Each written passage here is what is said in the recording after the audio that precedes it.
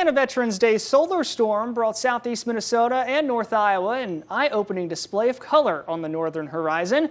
I take a deep dive at how the northern lights form in this week's Ask Away.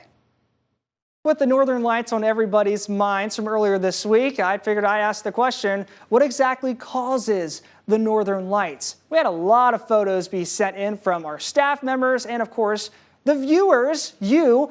Thank you for sending them all in. I was able to go out with Ryan Junty, our afternoon anchor, to Orinoco Tuesday night to see these beautiful colors, the greens and the reds, even directly overhead. We were seeing them too. Into early Wednesday morning, the lights were still ongoing. You could see the pillars through about 6 o'clock in the morning, right before sunrise Wednesday. Thank you for everyone. Beautiful colors throughout southeast Minnesota and North Iowa.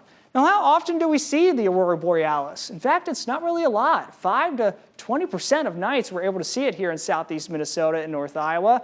The closer you get to the Arctic Circle, that's where the chances increase, 80 to 100% around the Arctic Circle. We base these storms, we call them geomagnetic storms, on the G scale, a G0 to G5, 5 being the highest. Right around a G3, middle of the road, we start to see those northern lights directly overhead, and earlier this week we had a G4 storm, so that's how we were able to see them, and they were so bright.